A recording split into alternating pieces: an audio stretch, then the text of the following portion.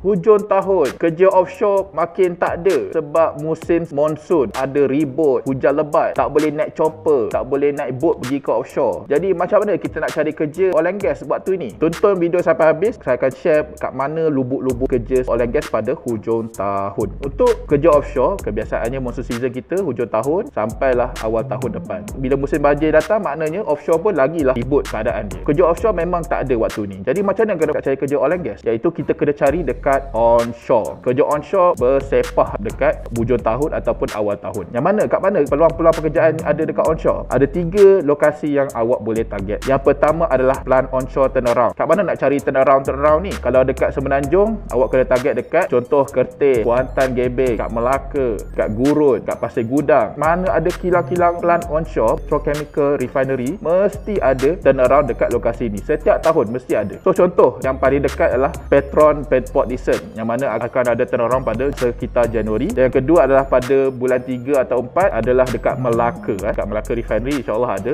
turnaround yang besar akan datang. Yang kedua adalah job perkapalan fabrication yard. Fabrication yard ni contoh job macam mana? Banyakkan kapal offshore, Petronas banyak hantar kapal-kapal yang lama, dia nak convert kepada FPSO. Kat mana dia hantar kapal-kapal ni? Dia akan hantar ke fabrication yard. Contoh macam LMSC, Sapura, SBM Offshore, Yinsen dan sebagainya. So company-company ni akan ada job-job fabrication yard. Kena ada cari apa? Welder, kena cari semi skills, helper, fitter dan sebagainya. Kena buat banyak welding. Termasuklah kerja-kerja engineer, QAQC, project engineer dan sebagainya. Itu kedua. Yang ketiga adalah projek-projek baru dekat onshore. Okey, projek-projek baru yang paling besar sekarang ni dekat Pengerang. Pengerang tengah buat biorefinery baru. Dia lagi besar dekat Eco-Keres under Petronas, projek Sustainable Aviation Fuel, iaitu minyak untuk kapal terbang yang gunakan minyak masak. Jadi projek ni sangat besar, yang mana dia lagi besar daripada Eco-Keres yang sekarang ni yang ada dekat Malaysia, dekat Pasir Gudang. So projek yang dapat kat sini adalah Samsung Engineering. So siapa nak cari peluang dekat sana, carilah company-company yang buat construction projek tersebut. Kalau awak tak dapat kerja offshore, carilah kerja onshore, sebab kerja offshore dan onshore hampir sama, cuma tempat sahaja berbeza. Satu dekat laut, satu dekat darat. Nak tahu projek baru, turnaround baru akan datang, follow social media Meta Oil and Gas.